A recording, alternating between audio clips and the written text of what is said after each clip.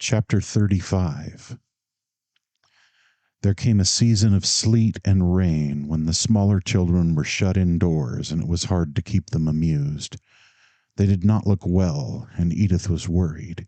She had always dreaded the spring, and to carry her family safely through, she had taken them, in former years, to Atlantic City for 2 weeks. That, of course, was impossible now. Trouble was bound to come, she thought, and it was not long in coming. Bobby, who was 10 years old and went to school with his brother George, caught a wretched cold one day. Edith popped him into bed, but despite her many precautions, he gave his cold to Bruce and Tad. "Suppose I ask Alan Baird to come," Deborah suggested. "He's wonderful with children, you know." Edith curtly accepted his services. She felt he had been sent for to prevent her getting Dr. Lake, but she said nothing. She would wait. Through long, hard days and longer nights she slaved upstairs. All Deborah's proffers of aid she declined. She kept Elizabeth home from school to help her with the many meals, the medicines, and the endless task of keeping her lively patients in bed. She herself played with them by the hour, while the ache in her head was a torment. At night she was up at the slightest sound. Heavy circles came under her eyes. Within a few days her baby Bruce had developed pneumonia. That evening after dinner, while Deborah was sitting with Roger in the living room, she heard her sister coming downstairs. She listened acutely, and glancing around she saw that Roger was listening too. Edith passed the doorway and went on down the hall, where they heard her voice at the telephone. She came back and looked in at the door. "I've called Dr. Lake," she said. "I've just taken Bruce's temperature. It's 105 2/5." Deborah glanced up with a start. "Oh, Edith," she said softly. Her sister turned and looked at her. "I ought to have had him before," she said. "When he comes, please bring him right up to the room," and she hurried upstairs. Roger breathed anxiously.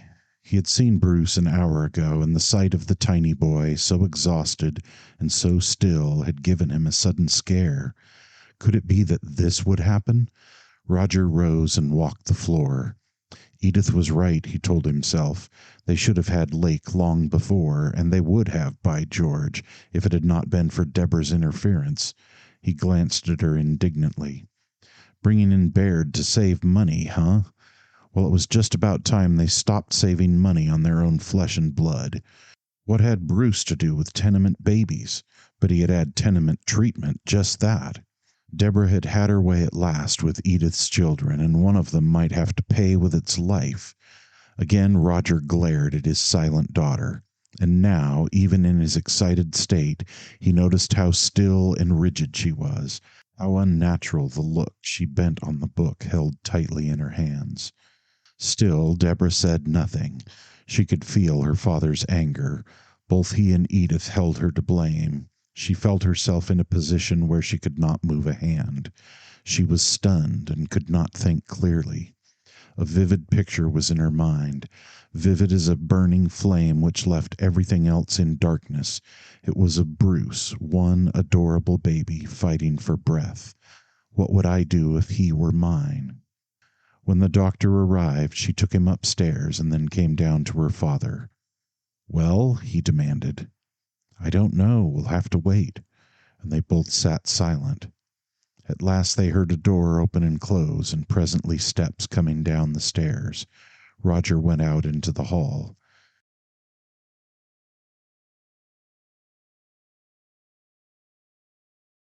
"Come right in here, doctor, won't you? I want to hear about this myself." "Very well, sir," and Lake entered the room with Edith close behind him. He took no notice of anyone else. "Write this down," he said to her, "and give it to the nurse when she comes." A heavy man of middle age, with curious, dark, impassive eyes that at times showed an ironic light, Lake was a despot in a world of mothers to whom his word was law.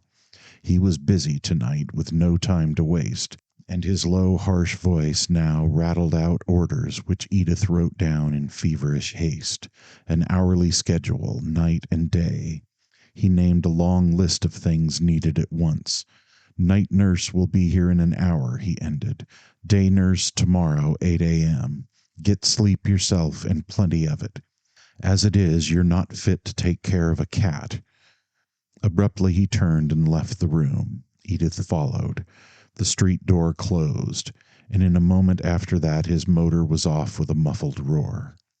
Edith came back, picked up her directions, and turned to her sister. Will you go up and sit with Bruce? I'll telephone the druggist, she said. Deborah went to the sick room.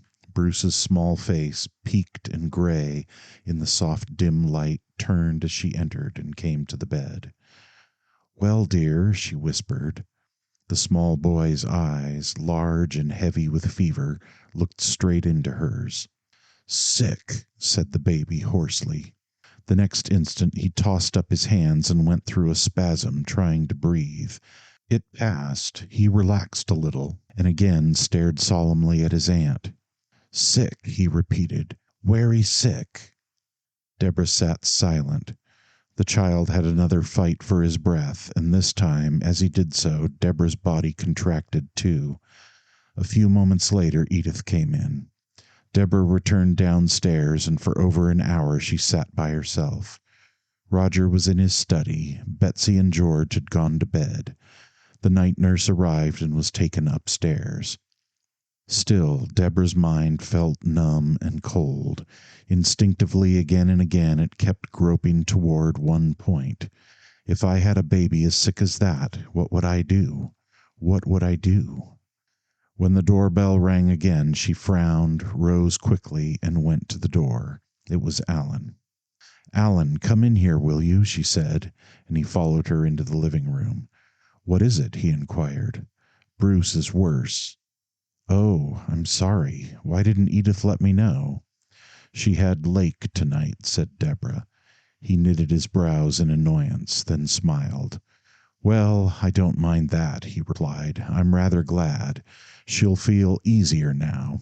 What did he tell her? He seems to consider it serious by the number of things he ordered. 2 nurses, of course. Yes, day and night. Deborah was silent a moment. I may be wrong, she continued, but I still feel sure the child will live. But I know it means a long, hard fight.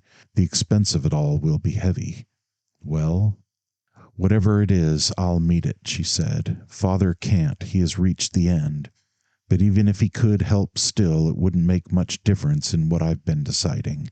Because when I was with Bruce tonight, I saw as clear as I see you now that if I had a child like that, as sick as that, I'd sacrifice anything, everything. Schools, tenement children, thousands. I'd use the money which should have been theirs, and the time and the attention. I'd shut them all out. They could starve if they liked. I'd be like Edith, exactly.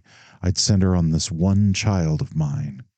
Deborah turned her eyes to his, stern and gleaming with her pain, and she continued sharply, But I don't mean to shut those children out, and it's so clear as day to me that I can't ever marry you.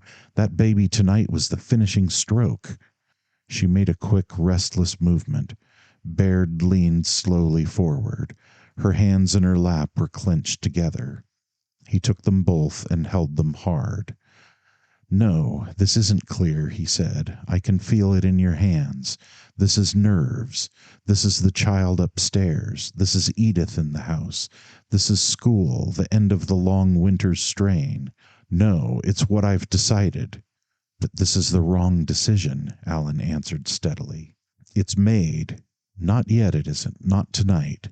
We won't talk of it now. You're in no condition. Deborah's wide, sensitive lips began to quiver suddenly. We will talk of it now, or never at all. I want it settled, done with.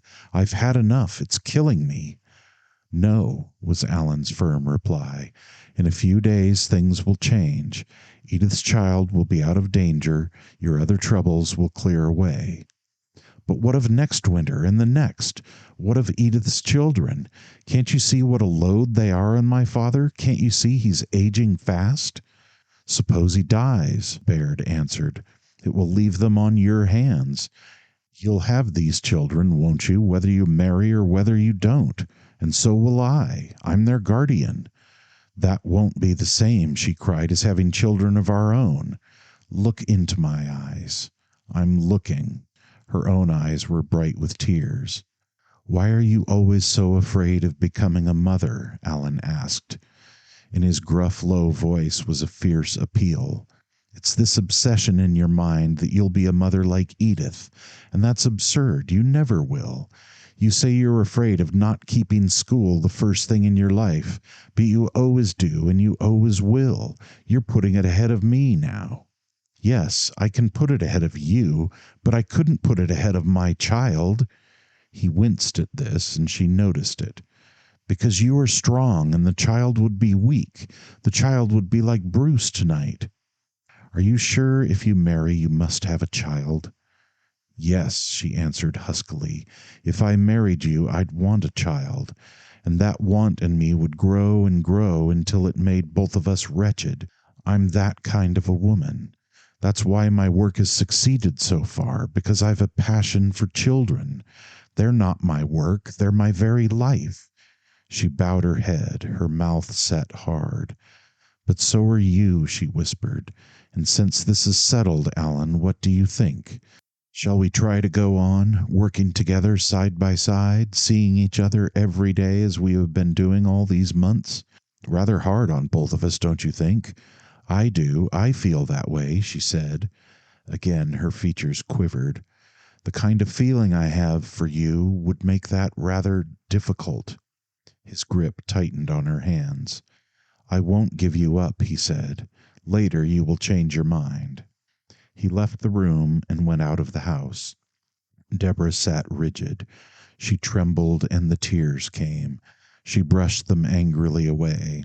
Struggling to control herself, presently she grew quieter. Frowning, with her clear gray eyes intently staring before her, she did not see her father come into the doorway. He stopped with a jerk at the sight of her face. What's the matter? He asked. She started. Nothing's the matter. How is Bruce? I don't know. Who went out a few minutes ago?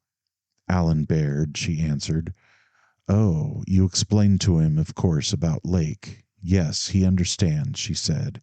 He won't come here after this. Roger looked at her sharply, wondering just what she meant. He hesitated. No, he would wait. Good night, he said, and went upstairs. Chapter 36. On the morrow, Bruce did not grow better. If anything, the child grew worse. But by the next morning, the crisis had passed. In the house, the tension relaxed, and Roger suddenly felt so weak that he went to see his own physician. They had a long and serious talk. Later, he went to his office, but he gave little heed to his work. Sitting there at his desk, he stared through the window far out over the city. A plan was forming in his mind. At home that night, at dinner, he kept watching Deborah, who looked tired and pale and rather relaxed. And as soon as she was out of the house, he telephoned Alan to come at once. It's something which can't wait, he urged. Very well, I'll come right up. When Baird arrived a little later, Roger opened the door himself, and they went back into his study. Sit down, he said. Smoke, Alan? No, thanks. Baird looked doubly tall and lean. His face had a gaunt appearance, and as he sat down, his lithe, supple right hand slowly closed on the arm of his chair. Now then, began Roger, there are two things we want to get clear on. The first is about yourself and Deborah. There has been trouble, hasn't there? Yes. She has made up her mind not to marry you. Yes. I guessed as much. And Roger paused. Do you mind my asking questions? No. Are you still in love with her, Alan? I am. And she with you? I think so. Then it's the same old trouble. Yes. And he told a part of what she had said. As he talked in clear, terse, even tones, Baird's steady eyes had a tortured light, the look of a man who has almost reached the end of his endurance. Roger smoked in silence. What do you propose to do? Wait, said Alan, a few days more, then try again. If I fail, I'm through. Roger shot a quick look at him. I don't think you'll fail, my boy. And what's more, I think I can help you. This is a large house, Alan. There's more in it than you know. My second point concerns myself. I'm going to die within a year. As Baird turned on him suddenly, Roger grimly smiled and said, We won't go into the details, but I've been examined lately, and I have quite positive knowledge of what I've suspected for some time. So far, I have told no one but you, and I'm telling you only because of the bearing it has on Deborah. Roger leaned forward heavily. She's the one of my daughters who means the most, now that I'm so near the end. When I die next year, that may be all.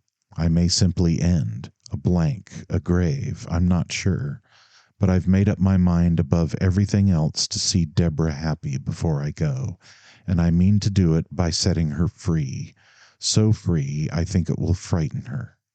Roger went on to explain his plan, and they talked together for some time. Another week had soon gone by. Bruce still recovered rapidly, and the other sick children were up and about.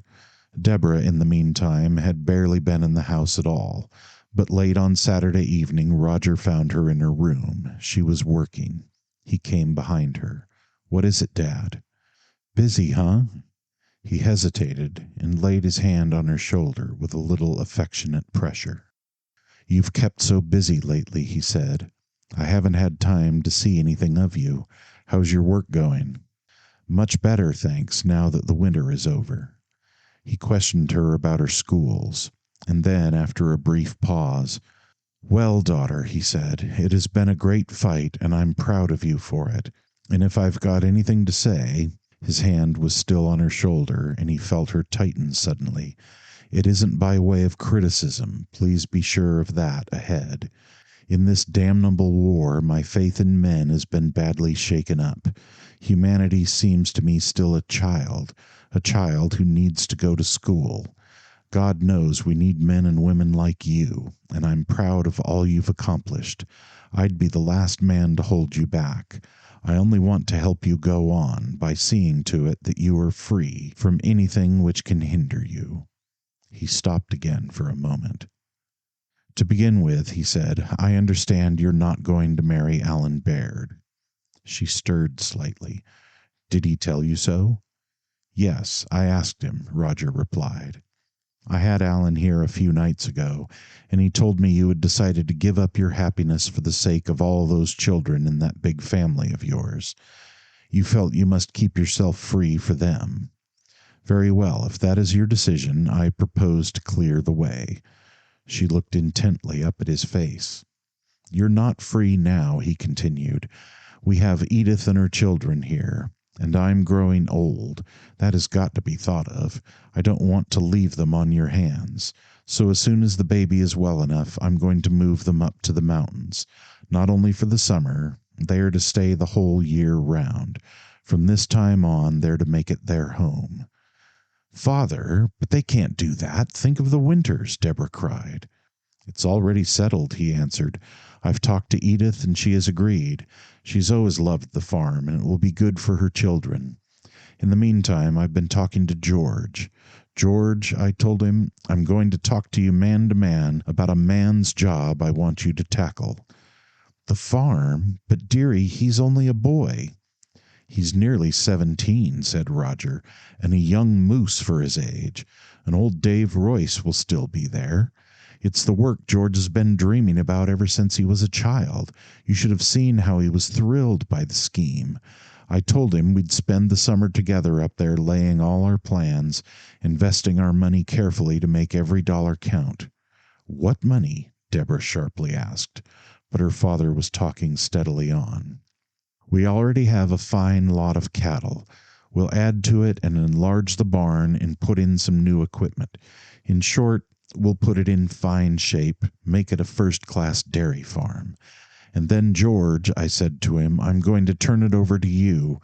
I shall give the farm to your mother, and the rest of the money I have I mean to invest in her name down here, so that she'll have a small income until you can make your dairy pay. What money are you speaking of? Deborah's voice was thick and hard. Her sensitive lips were parted and she was breathing quickly. I've sold the house, he told her. Convulsively, she gripped his arms. Then tell me where you mean to live. I'm not going to live. I'm going to die very soon. I have definite knowledge.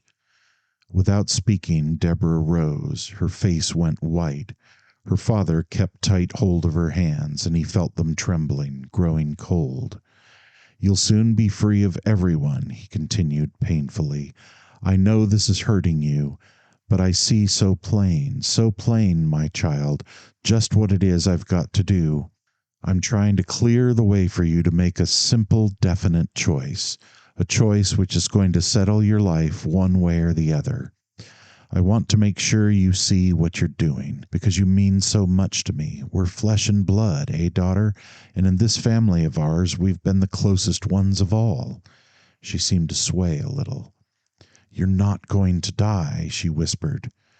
So it hurts you to lose me, he replied. It will be hard to be so free. Would you rather not have had me at all? I've been quite a load on your back, you know. A fearful job you had of it, dragging me up when I was down. And since then, Edith and Bruce and the rest, what burdens they have been at times. What sharp worries, heavy sorrows, days and nights you and I have gone through when we should have been quietly resting, free, to keep up our strength for our next day's work. Suppose you had missed them, lived alone, would you have worked better? You don't know, but you will know soon. You're to give it a trial, for I've cleared the way, so that if you throw over Baird to be free, you shall get the freedom you feel you need. Father, please, is this fair? Is this kind? She asked in a harsh, frightened tone. Her eyes were wet with angry tears. This isn't a time to be kind, my dear. His voice was quivering like her own. I'm bungling it, but you must let me stumble along and try to show you what I mean. You will have your work, your crowded schools, to which you will be able to give your life. But I look ahead, I who know you, and I don't see you happy. I don't even see you whole. For you, there will be no family. None of the intimate sorrows and joys that have been in this house will come to you. I look back and I see them all. For a man who has come so near the end gets a larger vision. He shut his eyes, his jaw set tight. I look into my family back and back, and I see how it has been made of many generations.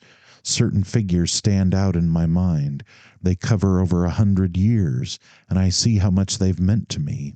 I see that I've been one of them, a link in a long chain of lives, all interbound and reaching on.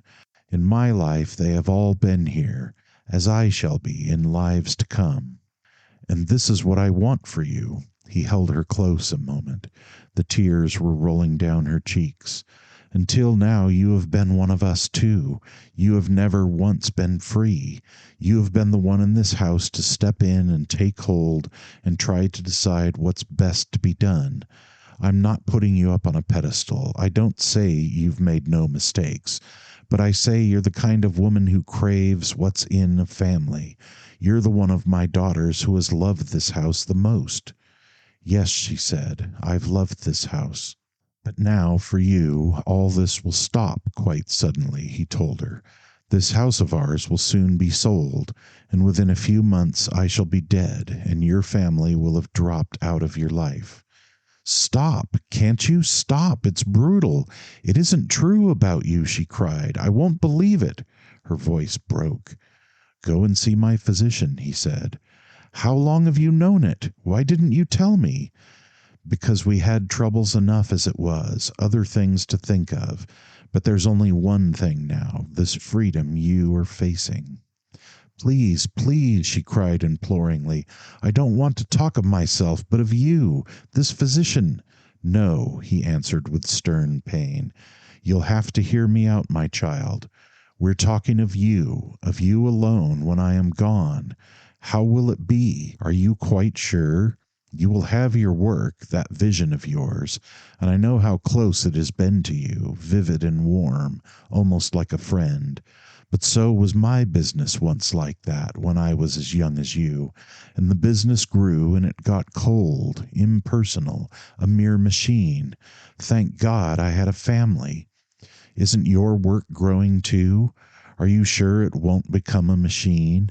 And won't you lose touch with the children then, unless you have a child of your own?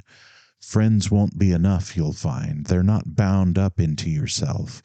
The world may reach a stage at last where we shall live on in the lives of all. We may all be one big family, but that time is still far off. We hold to our own flesh and blood, and so I am sure it will be with you. You see, you have been young, my dear, and your spirit has been fresh and new. But how are you going to keep it so without the ties you've always had? He felt the violent clutch of her hand. You won't die, she whispered, but he went on relentlessly. And what will you do without Alan Baird? For you see, you have not even worked alone. You have had this man who has loved you there. I've seen how much he has helped you, how you have grown and he has grown since you two got together. And if you throw him over now, it seems to me you are not only losing what has done the most for your work, but you're running away from life as well. You've never won by doing that. You've always won by meeting life, never evading it, taking it all, living it full, taking chances. If you marry Baird, I see you both go on together in your work, while in your home you struggle through the troubles, tangles, joys, and griefs which most of us mortals know so well. I see you in a world of children, but with children, too, of your own, to keep your spirit always young, living on in your children's lives. Roger stopped abruptly. He groped for something more to say. On the one side, all that, he muttered, and on the other, a lonely life which will soon grow old. There fell a dangerous silence, and sharply, without warning, the influence, deep and invisible, of many generations of stolid folk in New England made itself felt in each of them. Father and daughter grew awkward both. The talk had been too emotional. Each made, as by an instinct, a quick, strong effort at self control, and felt about for some way to get back upon their old easy footing. Roger turned to his daughter. Her head was still bent, her hands clasped tight, but she was frowning down at them now, although her face was still wet with tears. She drew a deep, unsteady breath. Well, Deborah, he said simply, here I've gone stumbling on like a fool. I don't know what I've said or how you have listened. I've listened, she said thickly. I have tried, he went on in a steadier tone, to give you some feeling of what is ahead, and to speak for your mother as well as myself. And more than that, much more than that, for the world has changed since she was here. God knows I've tried to be modern. A humorous glint came into his eyes. Downright modern, he declared. Have I asked you to give up your career? Not at all. I've asked you to marry Baird and go right on with him in your work. And if you can't marry Alan Baird, after what he has done for you, how in God's name can you modern women ever marry anyone? Now what do you say? Will you marry him? Don't laugh at me. I'm serious. Talk. But Deborah was laughing, although her father felt her hands still cold and trembling in his. Her gray eyes, bright and luminous, were shining up into his own. What a time you've been having, haven't you, dear? His daughter cried unsteadily, fairly lying awake at night and racking your brains for everything modern I've ever said, to turn it and twist it and use it against me. Well, he demanded, how does it twist? It twists hard, thank you, she declared. You've turned and twisted me about till I barely see how I can live at all. You can, though. Marry Alan Baird. I'll think it over later on. What is there left to think about? Can you point to one hole in all I've said? Yes, a good many, and one right off. Out with it. "You're not dying," Deborah told him calmly. "I feel quite certain you'll live for years." "Oh, you do, eh? Then see my physician." "I will. I'll see him tomorrow. How long did you give yourself? Just a few months?" "No, he said it might be more," admitted Roger grudgingly, "if I had no worries to wear me out." "Me, you mean?" "Exactly." "Well, you've worried quite enough. You're going to leave it to me to decide." "Very well," he agreed. He looked at her. "You have listened hard?" he gruffly asked. "Yes, dear." Her hand slowly tightened on his. "But don't speak of this again. You're to leave it to me, you promise?" "Yes." And Roger left her. He went to bed, but he could not sleep. With a sudden sag in his spirits, he felt what a bungler he had been. He was not used to these solemn talks, he told himself irately. What a fool to try it! And how had Deborah taken it all? He did not mind her laughter, nor that lighter tone of hers.